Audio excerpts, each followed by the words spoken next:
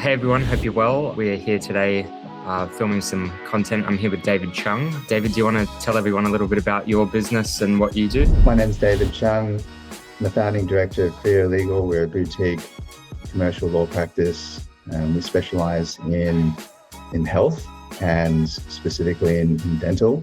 We do a lot of work with dentists across Australia doing practice sales and general commercial legal support, as every practice needs over time. We get asked a lot of questions, so we'll cover some of that today. For those who don't know, my name's Ty Bate. I run a dental videography and photography brand called 230 Media, which essentially creates video content for dental practices, whether that be smile transformations or FAQs for dentists, etc. And been working now in the dental industry for about 5 to 6 years. So it's been quite a journey. We're just on here today to answer a question that a lot of dentists have been asking over the past, especially with the new AHPRA guidelines that have come in. There's more scrutiny now on, how we should proceed with content and all the right laws. So obviously that's why we've got David Chung today to chat through some of the bits and pieces. So David, quick question. What should my consent form look like for photos and videos?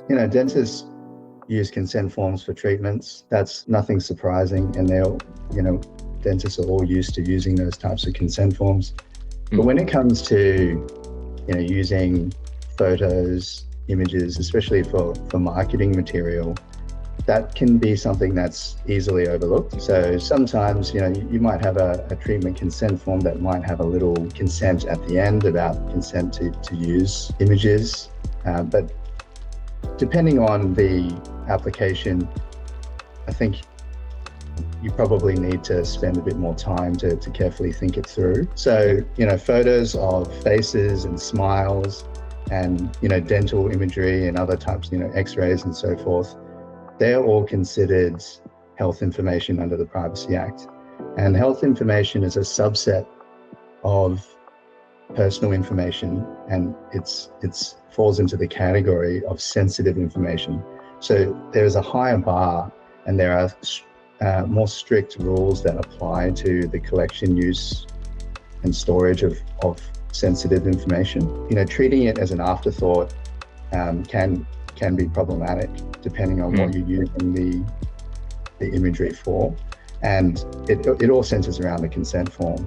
So like I said, if you have sort of a tack on sentence at the end of a treatment consent form, I consent to use all images, taken as part of my treatment for marketing purposes, that's certainly better than not having anything.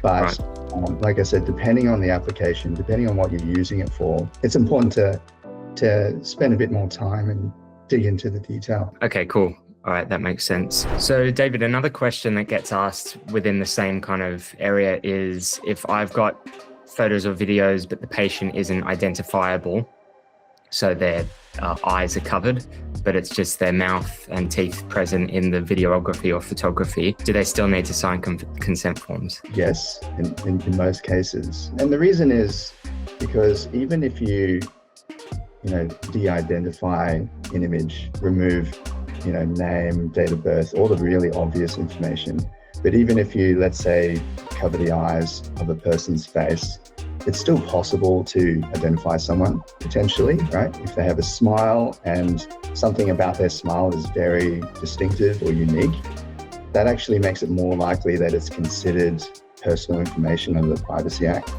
and therefore will be covered as health information and must be treated as such. So, the concept of de-identification it's valid, but it's a tricky one. So in the dental industry, you have before and after photos. That's a very common application of it. If you are to use photos for that particular purpose, then you need to have your patient specifically consent to that use. So coming back to what we were talking about the consents, just having a very generic consent to use images for marketing purposes, I don't think is enough. Right. And it's about also managing your patient relationship and managing the risk, right? So when it comes to a patient, let's say they've had some veneers done and they have a beautiful smile. You want to be able to show the before and after, and you just have a really basic consent at the end of the treatment, consent form. And then the patient all of a sudden goes down, drives down the road and sees their face on a big billboard. Now you're going to run into problems in that scenario, right? And that's whether or not their eyes, are blacked out, or and whether or not their name or anything else is visible. And equally so, and probably more so, if you're posting images on social media, arguably the reach is far greater than even a billboard, in a metropolitan city. So it's about the application of the imagery. And so if you plan to use images of a patient on social media in particular, but also on your website for before and after photos, or blog posts or articles on your website, it's important to get that specific consent and to tell your patient what you're going to use it for. So quite commonly, we will work with our clients to develop a consent form that has a few tiers. So the first tier would be just collecting the imagery just for clinical purposes, for the purposes of providing the dental service. And a better treatment. Because you still need consent even to do that. So the next level would be training purposes or academic purposes, perhaps maybe using the imagery in a journal, in an academic, dental or medical journal, for example. And then the last tier would be marketing purposes. Under marketing, I would suggest that you should be a bit more detailed than that and say, is it going to be used online? Is it going to be used on your website? Or social media?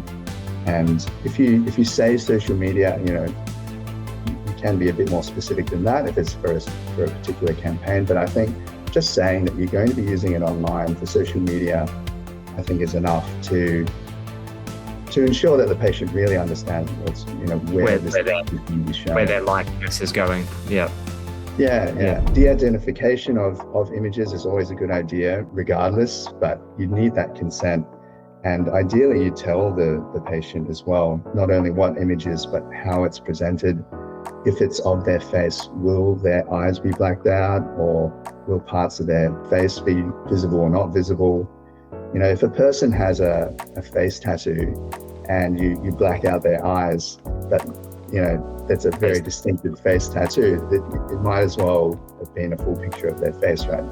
People will be able to identify that person. So you do have to use a sort of a case-by-case type approach to using images, especially if it's going out on social media with huge reach. A couple of eye-openers there. Even from my standpoint, things that I've learned today, which I'm sure a lot of the dentists who are watching this are probably eye-opening as well. So I think what I can take from it is just do the due diligence, get a proper consent form drafted and get it signed, regardless of whether the content is blocked out, their face being covered. More so now with AHPRA and all the, new guidelines that have come into place that are scaring a lot of dentists at the moment, just in terms of how they can approach their marketing.